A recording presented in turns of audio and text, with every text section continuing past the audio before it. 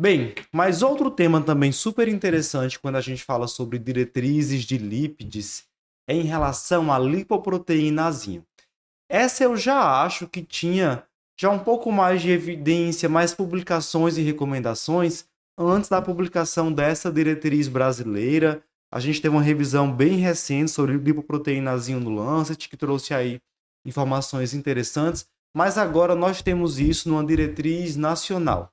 A lipoproteínazinho, ela não tem apenas um poder em relação à formação da placa aterosclerótica, mas ela tem também uma ação pró-inflamatória e pela semelhança da lipoproteínazinho com o plasminogênio, há também um efeito protrombótico Uhum. aí possível, tudo isso levando a um maior risco cardiovascular quando a gente tem lipoproteínazinho elevada.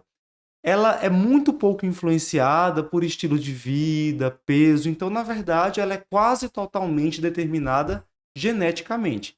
E com algumas exceções, como por exemplo a menopausa, ela não tende a mudar tanto ao longo da vida, Uhum. né? Existem alguns dados de que mulheres pós-menopausa podem ter uma subida ali razoável da Uhum. lipoproteínazinho, mas de modo geral elas não mudam tanto ao longo da vida, tanto é que não existe uma recomendação de ficar monitorando Isso. níveis de lipoproteínazinho, até porque a gente não tem um tratamento ainda específico aprovado para baixar lipoproteínazinho. A gente vai, quando ela está elevada, pensar em intensificar o tratamento dos outros fatores de risco cardiovascular.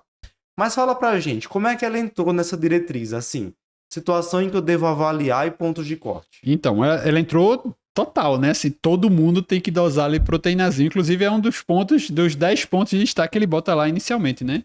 Então, lipoproteinazinho para todos. Todas as pessoas têm que dosar pelo menos uma vez na vida, teoricamente só uma vez na vida, Uhum. a lipoproteinazinho. Como era antes? Ele pedia naqueles pacientes que tivessem um histórico familiar de doença cardiovascular prematura, né?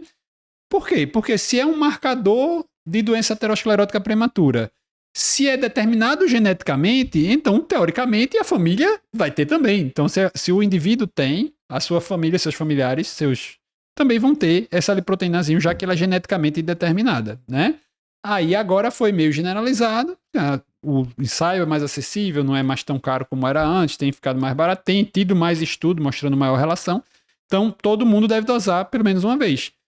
Ela entraria inicialmente como um agravante de risco, como um fator a mais, né? Assim, para você reestratificar para cima, como diz a Uhum. história, né?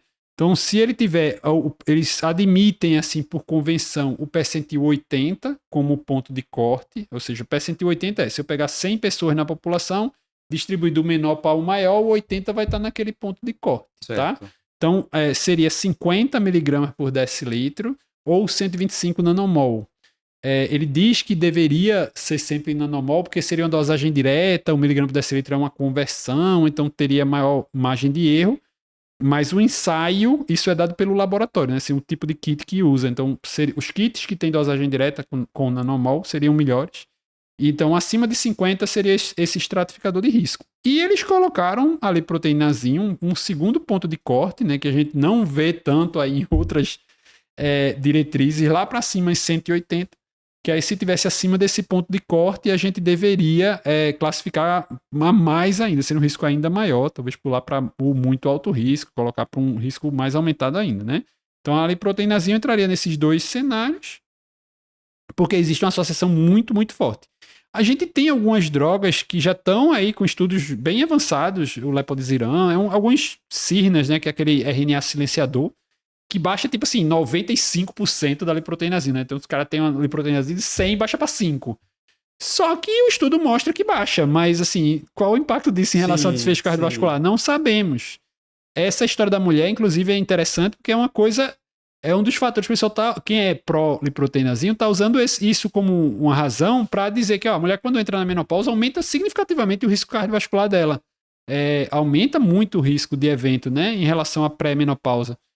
E aí a gente sabe que como cai o estrógeno, tem uma relação do estrogênio com a liproteinazinho. O estrogênio baixa a liproteinazinho. Só que aí seria o contrário. A mulher tem estrogênio, então ela estaria controlando, e quando ela deixa de ter por conta da menopausa, a liproteinazinho sobe, né? Outros fatores, aspirina pode reduzir um pouco, que é um outro fator de proteção cardiovascular. A estatina não protege. os inibidores de PCSK9 reduz lipoproteínazinho, mas tem algumas subanálises mostrando que não tem uma relação direta.